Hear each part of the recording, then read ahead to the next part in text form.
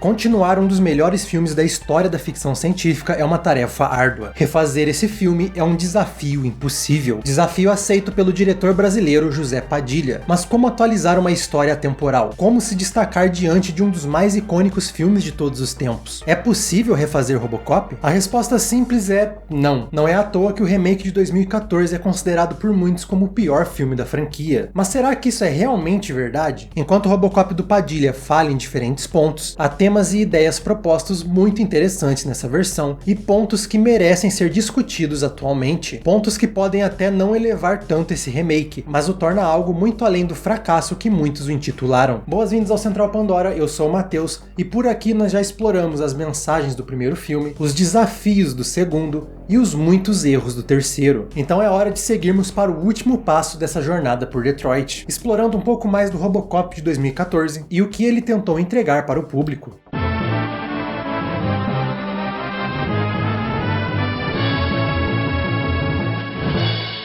Mas antes de continuarmos, vale lembrar que aqui no Central Pandora você encontra entretenimento de todas as galáxias. E você pode ajudar a gente nessa missão se tornando um apoiador do canal ou apenas se inscrevendo, dando muito mais força para a nossa viagem através dos muitos universos da ficção científica. It is my great pleasure to present to you Robocop. Lançado em 1987, Robocop de Paul Verhoeven é nada menos do que uma obra-prima fascinante. Não só um dos melhores filmes de ação de todos os tempos, mas uma excelente crítica social sobre os perigos do hipercapitalismo corporativista, das estruturas de poder social, da violência na cultura pop e uma grande sátira da sociedade em diferentes pontos.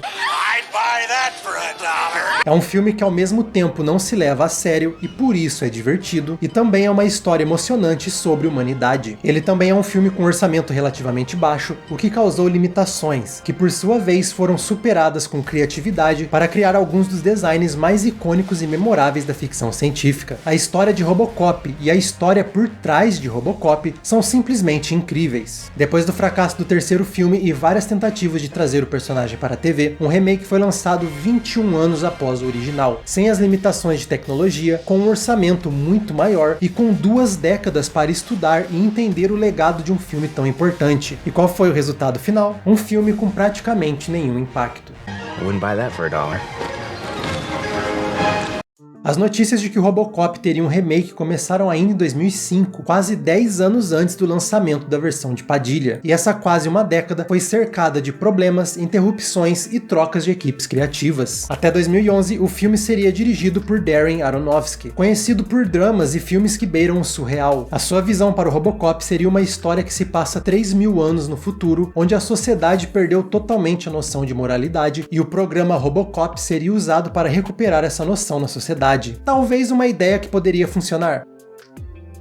O roteiro da sua produção foi descartado. Com isso, Padilha ganhou a chance de dirigir o filme com o roteiro de Joshua Z. Toomer. E eu acho que algo que o Padilha realmente acertou na sua versão foi a atualização por trás da atmosfera e um pouco da história de Robocop. Robocop é sem dúvidas uma obra atemporal, mas muitos de seus elementos são reflexos dos anos 80 e sobre os problemas que faziam muito mais sentido naquela época. Não que o filme seja datado, principalmente porque a sociedade continua cometendo os mesmos erros, mas a situação política e social do mundo de 87 para cá mudou bastante. Em 2014, as empresas não tinham mais o poder de superar governos como nos anos 80. A violência urbana tinha se tornado um problema menos grave e a violência automatizada que o filme tinha previsto na forma do Ed 209 já estava ficando comum e aceita na nossa realidade. A única coisa que se manteve é que Detroit ainda está falida financeiramente. Com isso, o novo filme tenta atualizar a história sobre a busca pela sua própria humanidade através de novas críticas e infelizmente quase nenhuma sátira, mas no fim das contas ela continua falando sobre a desumanização, principalmente daqueles que deveriam ser a força que protege a sociedade. Qual é a maior desumanização possível? Transformar um homem em máquina. Verhoeven fez isso brilhantemente. O que a gente fez foi tirar essa questão do nível das corporações e colocar em termos de política internacional. Essa visão do Padilha é bastante evidenciada nos primeiros 10 minutos de filme, que honestamente são muito competentes e bem memoráveis. Arrisco a dizer até mesmo que esse é um dos melhores melhores momentos da franquia, talvez até algo que faltou no original. No começo vemos explicitamente como são usados os robôs de combate da OCP, incluindo a nova versão do Ed 209, participando das famosas missões de pacificação dos Estados Unidos no Oriente Médio. Dessa vez a crítica não é sobre o corporativismo destruindo uma cidade, mas ele fala sobre a política intervencionista de um país afetando radicalmente a vida de quem mora em outro. Esse ponto do filme ainda se mantém muito atual e importante. Aqui os robôs simbolizam a desumanização dessas missões de paz, dessas intervenções, com soldados robóticos que não veem o outro como um humano, mas sim como uma ameaça ou uma não ameaça, sem nenhuma tentativa de desescalar um conflito, lidando apenas com o absoluto de neutralizar qualquer ameaça por qualquer meio necessário.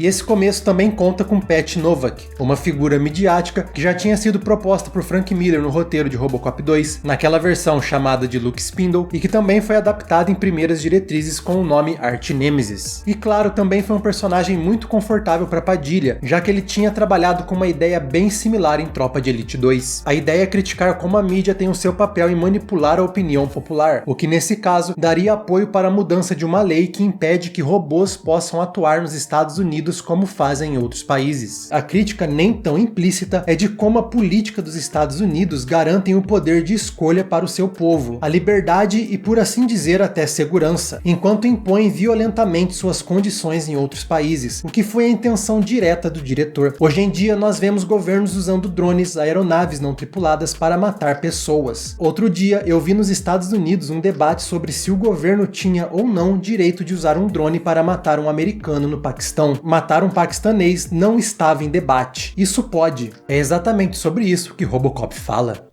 After all, what's more important than the safety of the American people?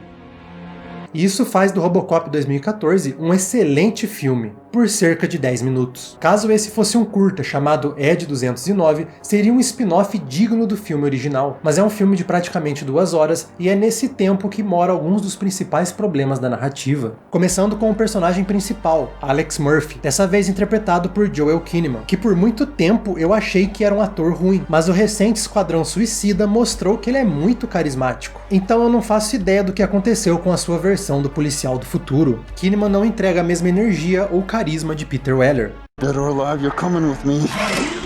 Dead or alive, you are coming with me. Mas ao mesmo tempo ele não consegue entregar uma atuação robótica. Option 2. You tell me where John Biggs' drug lab is located. And then I arrest you. Where is it made? Not mine, man. I told you I'm clean. Ow! Where is it made?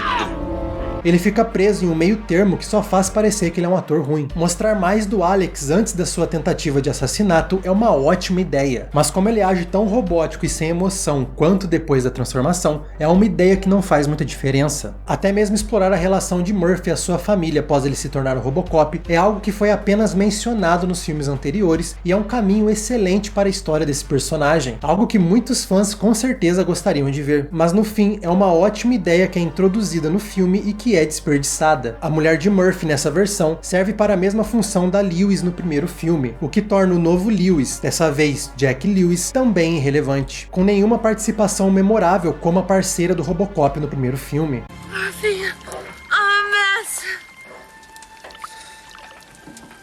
They'll fix you. They fixed everything. Eu realmente acredito que esse é o principal problema do Robocop do Padilha. É uma versão que não é nem um pouco memorável. Parte desse problema está até no design do personagem. A armadura de 87 é, além de icônica, um produto da necessidade da produção e da dificuldade de movimentação, que obrigou Peter Weller a desenvolver um método único para atuar dentro daquela roupa. Na versão de 2014, com muito mais tecnologia, a roupa teve toda a liberdade de ser criada de qualquer maneira, limitada apenas à semelhança que ela deveria ter com a original. E o resultado final não é de todo ruim. Claro, ela não tem a elegância da original, mas é uma boa atualização de um design clássico. We paid very close attention to what was done before. It's not just silver, There's slight iridescent reflective colors of greens and purples and blue. So we sort of brought that to the mix. We knew that the V1 paid enough homage to the original, and that we're hoping that people would look at that and say, oh, okay, they're respecting the source material and, there's fans making it. Até aí tudo bem, e seria tudo ótimo, se eles tivessem mantido essa versão durante o filme. Make them more, tactical, make them look, let's go with black.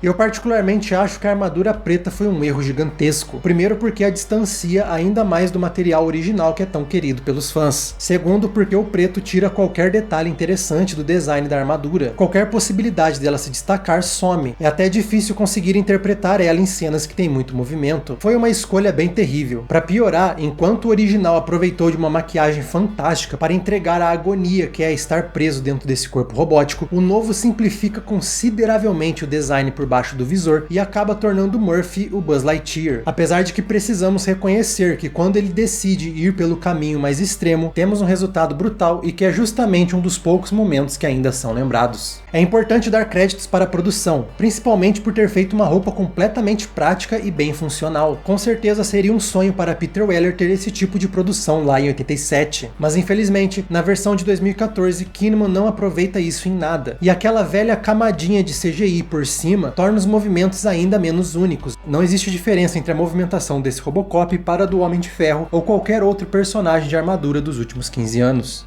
E é aqui que começamos a ver um padrão, não necessariamente por má qualidade, mas sim por algo que afetou bastante, principalmente a parte estética desse filme, ainda mais quando comparamos ele com o original. É um filme que se leva a sério demais. O final da primeira década de 2000 foi marcado pelo sucesso da versão do Batman de Christopher Nolan, uma versão realista e que leva a sério um personagem que, por si só, tende a ser um pouco absurdo. Até mesmo outros filmes de super-heróis foram afetados por isso, incluindo a mais recente versão do Juiz Dredd. Eu não posso confirmar isso, mas é bem óbvio que a MGM e a Sony interferiram bastante na produção do filme, o que fica bem óbvio no fato do filme ser PG-13. Afinal, isso deu muito certo pro Robocop 3. Com isso, eu acredito que as produtoras devem ter pedido que o Robocop fosse um pouco mais parecido com os filmes da época, para que o filme do Padilha fosse nolanizado. Um robô militar com armas de grosso calibre que faz barulho de animais e que pode ser vencido por escadas é algo absurdo. Who cares if it worked or not? No mundo real, ele seria uma máquina de guerra testada e altamente eficiente, com a OCP garantindo que ele funcione. Um ciborgue ultra tecnológico no mundo real não seria lento e todo artístico em seus movimentos. Seria rápido, preciso e bastante ágil. A cidade mais violenta dos Estados Unidos não seria uma festa de criminosos de diferentes tipos e um caos completo. Isso não é realista. Para um filme ser levado a sério, a cidade precisa ser mostrada como na vida real. Criminosos não são extravagantes como Boddicker e sua gangue. Eles são pessoas comuns, mal intencionadas e muito discretas. O problema é que justamente esses elementos que tornaram Robocop um filme inesquecível. Sua sátira, o seu tom que é bem único e é difícil de ser replicado. Uma atmosfera geral que, ao não se levar a sério, tem um charme insuperável. De forma bem simples, o Robocop original é um filme que não se leva a sério. Ele sabe que é uma história chamada Robotira, e ele aproveita isso em seu favor. Ao tentar racionalizar e justificar a existência do Robocop no mundo real, a versão de 2014 não tem um tom definido, não tem um impacto. Até mesmo o ponto mais baixo da franquia, Robocop 3, é lembrado por muitos momentos. Ele tem muitos erros, alguns bem absurdos, mas você não pode falar que ele é esquecível. É muito natural você conseguir lembrar do Ed 209 quando ouve falar em Robocop. É fácil pensar no Roboken e na sua luta contra o Robocop quando falamos de Robocop 2. Se passaram apenas 8 anos desde Robocop do Padilha, e ninguém mais se lembra dele. Essa falta de uma personalidade mais incisiva foi criticada por Paul Verhoeven quando perguntaram sua opinião sobre o remake. Eles achavam que os momentos cômicos de O Vingador do Futuro e Robocop eram um problema, então eles pegaram essas histórias totalmente absurdas e quiseram dar um tom mais sério e sombrio. Isso foi um grande erro. There you have it. Who could argue with that?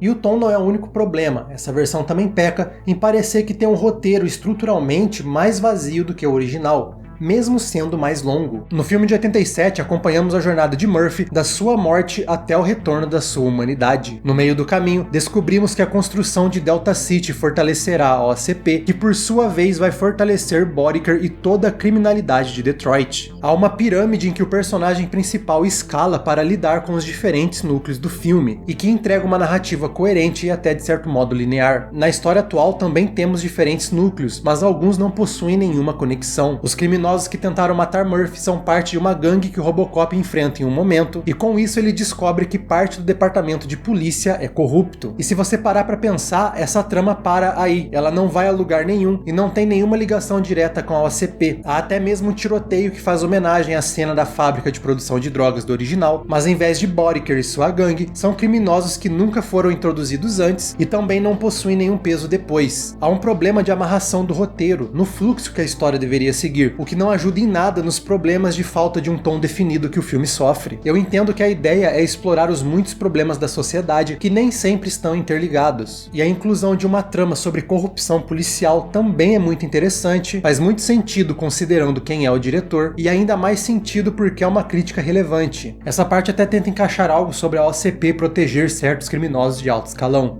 Compress!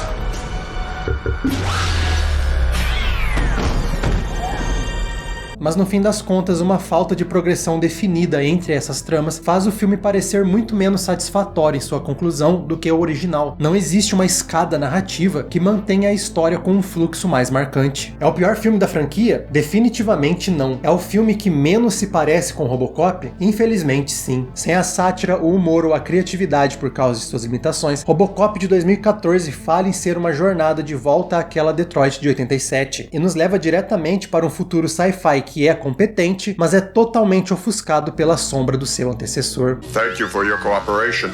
Good night. Quando falamos em filmes não tão queridos aqui no Central Pandora, eu acho importante sim focar em seus erros, mas principalmente nos seus acertos. Sim, o Robocop do Padilha tem acertos, e até mesmo algumas ideias incríveis que se comparam com o original. Coisas que mostram que o remake do Robocop era um projeto com muito potencial, e que essa é uma história que pode ser explorada de diferentes maneiras. Uma das principais mudanças dessa versão em relação ao original está em como as duas narrativas lidam com a desumanização de Murphy e das forças policiais como um todo. Enquanto o filme original mostra que a OCP tem tanto poder que ela pode simplesmente tirar a humanidade de quem ela quiser, afinal, é ela quem manda em tudo. Well, he signed the release forms when he joined the force. He's legally dead. We can do pretty much what we want to. A versão de Padilha fala de um tema similar, mas com um olhar um pouco diferente. Não sobre a possibilidade de ser escravizado pela corporação e perder a sua humanidade, mas sim como ela engana a sociedade ao fazer isso. It's the illusion of free will. Enquanto o filme de 87 tem um pouco de 1984, a versão de Padilha tem os pés em um admirável mundo novo, o conceito de que não teremos a nossa humanidade e, por fim, liberdade tirados à força, mas sim por aquilo que concordamos e até gostamos, ocupados demais para perceber isso. O interessante é que o filme de 2014 apresenta inspirações nessas duas visões divergentes sobre liberdade. A OCP, em alguns momentos, é a soma de Admirável Mundo Novo nos Estados Unidos, tentando fazer com que o público ame a ideia de perder a sua liberdade. No entanto, no Teherã e nos outros países do Oriente Médio, a empresa é a proverbial bota no pescoço de 1984. É uma dinâmica genuinamente interessante. Para expressar isso, temos a jornada de Murphy, que mudou consideravelmente. Ao invés de acordar como uma máquina, sem suas lembranças, emoções e suas liberdades, Alex dessa vez acorda com todas as suas memórias, incluindo a da sua quase morte. A sua humanidade só é tirada mesmo depois dele entrar em choque ao receber todos os dados do departamento de polícia. Alex, how do you feel?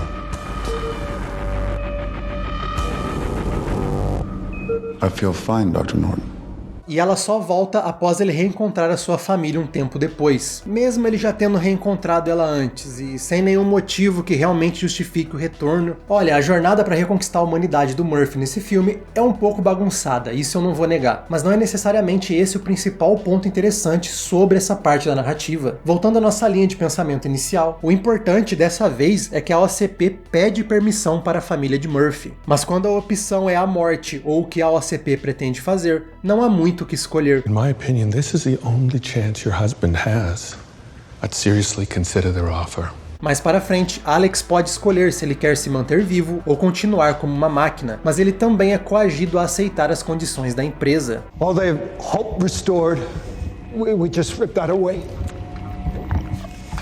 Your wife loves you, Alex. Na superfície, a OCP não tira absolutamente nada de Murphy que ele não tenha escolhido ser retirado dele. A sua família escolhe o programa Robocop, ele escolhe continuar como uma máquina e de certo ponto também escolhe ter a sua humanidade reduzida. A ideia é bem clara, é a ilusão do livre-arbítrio. Até mesmo a própria armadura o força a tomar decisões quando em combate, quando o software comandando as partes robóticas diz para o cérebro que é ele quem está tomando a decisão, mas na verdade é apenas a sua programação. Esse é um conceito muito interessante que vai além do personagem principal. Até mesmo o cientista líder do programa Robocop, Norton, é obrigado a seguir as regras da OCP. What do you want me to do? I don't know. Fix him. Do what you have to do. Your reputation is on the line every bit as much as ours.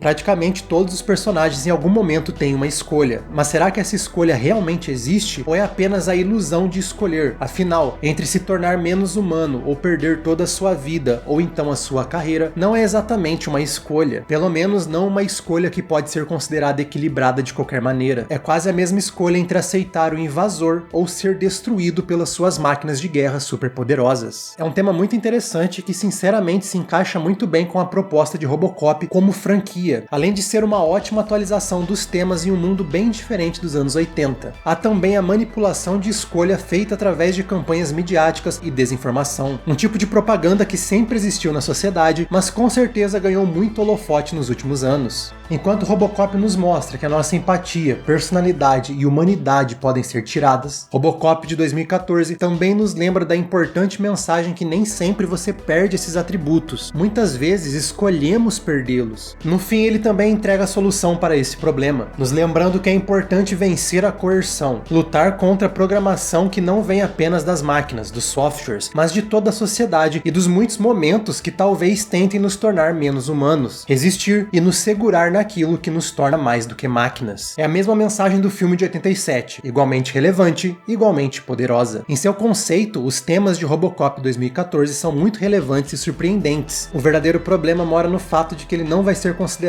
um filme tão grandioso, tão marcante, para ser revisitado e ter as suas mensagens analisadas mesmo décadas depois, como acontece com o original. Let's give them a nice dream.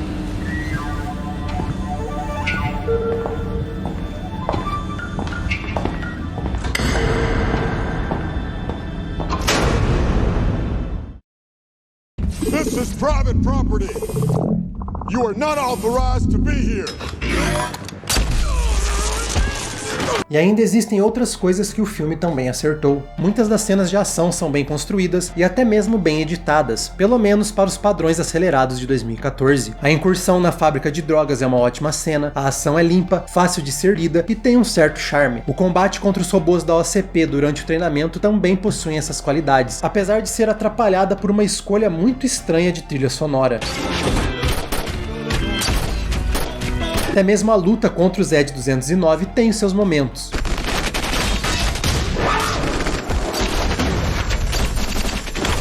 Outra boa ideia é a roupa preta.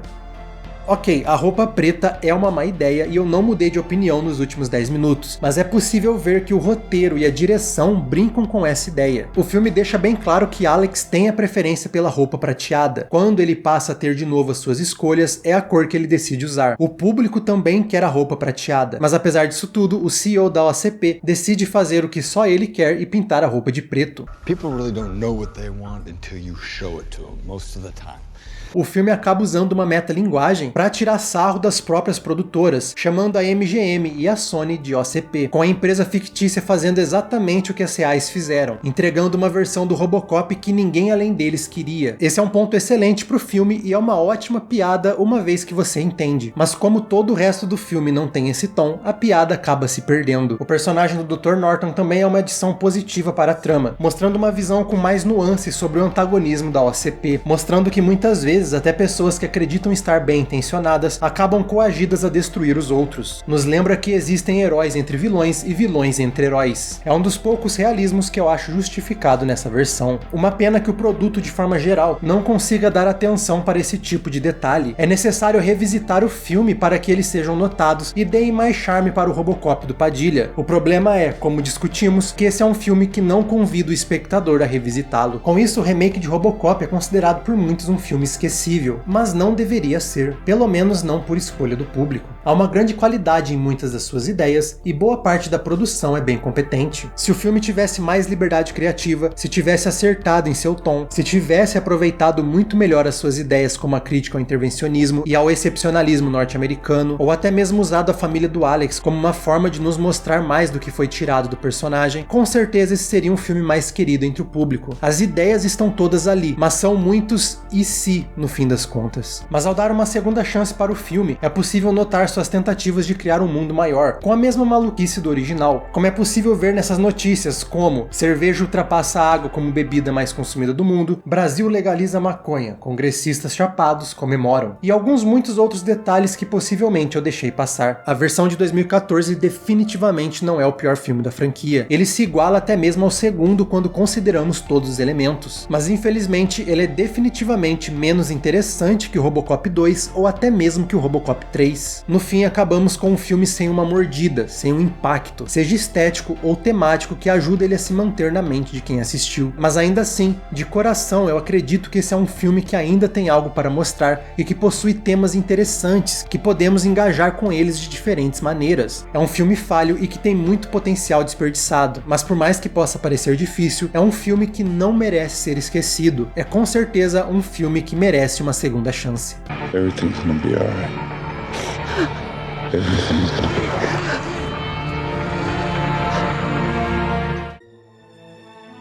Com isso, fica por aqui a nossa jornada por Detroit, por enquanto, discutindo o histórico dessa franquia, que teve momentos altos, momentos baixos, mas com certeza marcou a ficção científica para sempre. Muito obrigado por ter me acompanhado nessa jornada, eu espero que você tenha gostado de mais esse vídeo, nos vemos em outras galáxias e se mantenha longe dos problemas.